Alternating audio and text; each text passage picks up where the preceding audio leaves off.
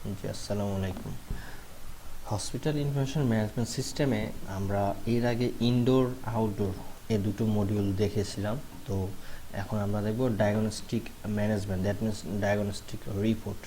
তো diagnostic report তখনই আপনি করতে পারবেন যখন কোনো পেশেন্টকে ইনডোর বা আউটডোরে কোনো ধরনের পেশেন্ট হসপিটালের যদি কোনো সার্ভিস নিতে চাই, দ্যাট মিনস কোনো ইনভেস্টিগেশন বা কোনো আলট্রাসোনোগ্রাম এক্সট্রা, তাহলে সেক্ষেত্রে আমাকে যেটা করতে হবে, আমি একটু দেখে আসি, একটা বিল কাটি, ইনভেস্টিগেশন বিলি।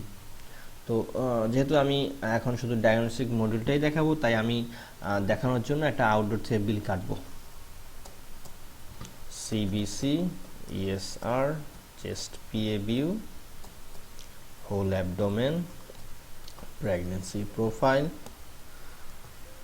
দেন হচ্ছে হেমাটোলজি একটা সার্ভিস প্রোভাইড করলাম, একটা ব্লাড সিএস দিব, দেন আমি একটা হরমোনের টেস্ট দিব, দেন আমি একটা মাইক্রোবায়োলজি টেস্ট দিব। অর্থাৎ আমি মাল্টিপল ক্যাটাগরি টেস্ট দিয়ে কিভাবে ইজিলি আপনারা এটা সার্ভিসটা টেক করবেন সেটাই আমি দেখানোর চেষ্টা করতেছি। স্পুটাম, এটা হচ্ছে মাইক্রোবায়োলজি। সো সাপোজ আমি 9টা টেস্টে আমি 9টা টেস্ট কাটবো এবং কেটে কিভাবে ডায়াগনস্টিকে আমি এই রিপোর্টগুলো প্রোভাইড করব আমরা সেটা দেখব। তো সেভ দিলাম। আমার এখানে যেটা লক্ষণীয় বিষয়, সার্ভিস আইডি অর্থাৎ ল্যাব আইডি, এই ল্যাব আইডি বা সার্ভিস আইডি দিয়ে আমি এই পেশেন্টের যে বিলগুলো কাটলো তার আন্ডারে টেস্টগুলো করতে পারবো। তো আমরা চলে যাচ্ছি ডায়াগনস্টিকে। প্যাথোলজি অ্যান্ড ইউএসজি রিপোর্ট যেভাবে আমরা সাজিয়েছি, pathology, diagnostic lab, radiology, imaging, USG এবং রিপোর্ট ডেলিভারি। তো প্রথমে পেশেন্ট যখন ল্যাবে যাবে, দেন ল্যাব পারসন ল্যাবে বাটনে ক্লিক করবে, দেন পেশেন্ট যে বিলটা কাটলো সেটা ল্যাবের যে ক্লিক করলে পেন্ডিং হিসাবে থেকে গেল। দেখেন 28 মোতাহার হোসেন, পেশেন্ট আইডি 18 এবং আউটডোর, দ্যাট মিনস ওপিডি থেকে বিলটা কেটেছে। যখন আমি এটা সিলেকশন করে ওকে দিব, দেখেন এই বিলের আন্ডারে যে সকল প্যাথোলজি টেস্টগুলো আছে সেগুলো এখানে চলে আসলো এবং যে আলট্রাসোনো, দ্যাট মিনস যে আলট্রাসোনো বা এক্সট্রা অন্য যেগুলো টেস্ট ছিল সেগুলো চলে যাবে রেডিওলজিতে। তো এই সফটওয়্যারের একটা বিশাল বেনিফিট হচ্ছে, আপনি যে সকল বিলগুলো সামনে থেকে ফ্রন্ট ডেস্কে বিলে সফটওয়্যার থেকে কাটবেন, শুধু সেইগুলোই ল্যাবে টেস্ট করা যাবে, অন্যগুলো আপনি টেস্ট করতে পারবেন না। অর্থাৎ আপনি যে টেস্টগুলো কেটেছেন এই পেশেন্ট, আপনার ল্যাব লোক যদি চায় এর থেকে বেশি কোনো একটা টেস্ট ইন্টারনালি করে দিবে, সেটা এই সফটওয়্যারে আপনি পারবেন না। ঠিক আছে, কারণ আপনার অপশান সেখানে দেওয়া নেই। সাপোজ পেশেন্টকে আমরা এখন ইএসএস সার্ভিসটা প্রোভাইড করব, দেন আমি যে সার্ভিসটা প্রোভাইড করব সেখানে ডাবল ক্লিক করলেই অটো একটা উইন্ডো জেনারেট হবে। দেখেন এখানে ল্যাব আইডি, পেশেন্ট আইডি এগুলো অটোমেটিক বসে গেছে। তো আমরা এইখানে যেটা করেছি যে কনসালটেন্ট নেম এবং রিপোর্ট চেক বাই, এই দুটোকে আমরা ডাইনামিক করেছি। অর্থাৎ সাপোজ আপনার ল্যাবে 4 জন কনসালটেন্ট আছে, 3 জন check by, that means lab technologist আছে যারা রিপোর্ট চেক করে। তো এক এক সময় এক একজন থাকে, সেক্ষেত্রে আপনি যখন যিনি অ্যাভেলেবল থাকবেন সেই কনসালটেন্ট বা সেই চেক বাই ল্যাব টেকনোলজিস্টকে আপনি এখানে অ্যাসাইন করতে পারবেন। তো কনসালটেন্ট নেম এবং চেক বাইটা কিভাবে আমরা অ্যাড করব সেটা আমরা একটু সেটআপ থেকে দেখে আসি। আমরা যাব হচ্ছে অ্যাডমিনিস্ট্রেশন মডিউল, সেখান থেকে দেখেন রেডিওলজি, ইমেজিং এবং প্যাথোলজি ল্যাব। অর্থাৎ রেডিওলজিতেও ডক্টর সেটআপ রয়েছে এবং চেক বাই রয়েছে, প্যাথোলজিতেও ডক্টর সেটআপ রয়েছে, চেক বাই রয়েছে। তো ইউএসজি ডক্টর সেটআপ দেখেন অলরেডি আমি 3টা এখানে অ্যাড করেছি। তো সাপোজ আমি আরও একটা অ্যাড করব, দ্যাট মিনস আলট্রাসাউন্ড ডিপার্টমেন্টে একটা ডক্টর অ্যাড করব। তাহলে আইডি দিলাম আমি 5, দেন ডক্টরের নাম দিলাম,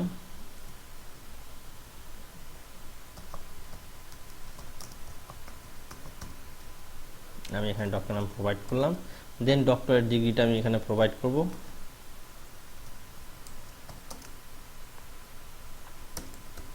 দেন ডেজিগনেশন কি উনি, সাপোজ উনি হচ্ছে সোনোলজিস্ট, দেন ওনার ডিপার্টমেন্ট কি, সাপোজ হচ্ছে ইউএসজি। এখানে একটা লক্ষণীয় বিষয়, আপনি যদি টিক চিহ্ন থাকে সেটা অ্যাক্টিভ, আর চাচ্ছেন যে সাপোজ এগুলো আপনি দেখাবেন এগুলো ইনঅ্যাক্টিভ, এখন এই ডক্টরগুলো নেই, তো আপনি সেগুলো টিক চিহ্ন উঠিয়ে দিলে এগুলো ইনঅ্যাক্টিভ, দ্যাট মিনস এগুলো ডক্টর সেটআপে আসবে না। দেন সেভ। এটা এখন আল্ট্রাসাউন্ড ডিপার্টমেন্টের ডক্টরের অপশনে অ্যাড হয়ে গেছে। সেম চেক বাই, এখানে আমি 3টা করেছি, আপনিও এখানে আইডি দিচ্ছে, আইডি দিবেন, নেম দিবেন, ডিগ্রি দিবেন, ডেজিগনেশন দিয়ে আপনি এখানে এটাকে অ্যাক্টিভ করে দিবেন। Then same option lab consultant setup, এখানে আমি 2টা করেছি, আপনি এখান থেকেও সেম অপশনে করবেন।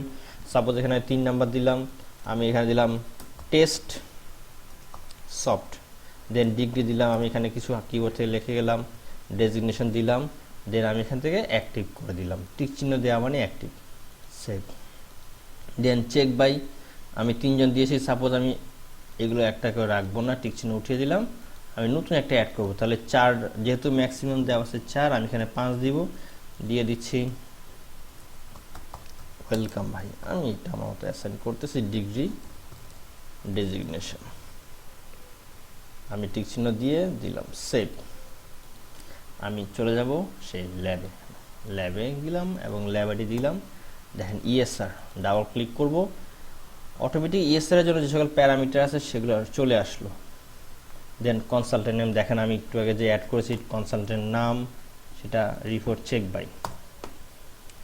দেন আমি রেজাল্ট এন্ট্রি, দ্যাট মিনস আমার যে রেজাল্টগুলো সেগুলো সার্ভিস নেম দেওয়া আছে, রেজাল্ট দেওয়া আছে এবং নর্মাল ভ্যালু আছে, এগুলো সবগুলাই চেঞ্জ করা যায়। আমি রেজাল্ট এন্ট্রি করে যাচ্ছি, সাপোজ ইএসআর হচ্ছে 12, এটা আমি দিলাম হচ্ছে 40, এটা 20, অর্থাৎ যেগুলো সাপোজ এখানে টোটাল আছে আপনার 23টা প্যারামিটার, আপনার যে সকল প্যারামিটার দরকার আপনি শুধু সেগুলাই লিখবেন, বাকি এবং ওগুলাই শুধু প্রিন্টে আসবে, অর্থাৎ যেগুলো আপনার প্যারামিটার নাই বা আপনি লেখেননি সেগুলো প্রিন্টে আসবে না। দেন আমি দিব সেভ, এটা আমার সেভ হয়ে গেল। রিপোর্টে ক্লিক করলে সেই প্যাথোলজি রিপোর্টটা চলে আসলো, দেখেন হেমাটোলজি রিপোর্ট, সার্ভিস আইডি, যে সকল তথ্যগুলো দরকার, এটা স্পেসিমেন ব্লাড, দেখেন ইনভেস্টিগেশনের নাম, রেজাল্ট ইউনিট এবং নিচে যাই, দেখেন অটোমেটিক সেটা ডক্টরের নাম এবং চেক বাই চলে আসলো। দেন আমি যদি আরেকটা টেস্ট করতে চাই, সাপোজ আমি T3 হরমোন টেস্টটা করব, যেটা করব তার উপরে ডাবল ক্লিক, দেখেন হরমোনের জন্য স্পেসিফিকভাবে হরমোনের ফিল্ডগুলো আসলো। সাপোজ আমি এখানে রেজাল্ট এন্ট্রি করলাম, ধরেন যে আমি এখানে কনসালটেন্টের নামটা দিলাম, কিন্তু আমি চেক বাইটা দিতে ভুলে গেছি, আমি যদি সেভ দেই সফটওয়্যার আপনাকে মেসেজ দিবে প্লিজ এন্ট্রি চেক, অর্থাৎ আপনি চাইলেও সেখান থেকে এটা না লিখে যেতে পারবেন না, অর্থাৎ আপনার ভুলের মাত্রাটা এখানে কমে গেল। দেন আপনি এখানে চেক বাই দিয়ে দিলেন, দেন সেভ এবং রিপোর্ট, আপনার রিপোর্ট জেনারেট হয়ে গেল।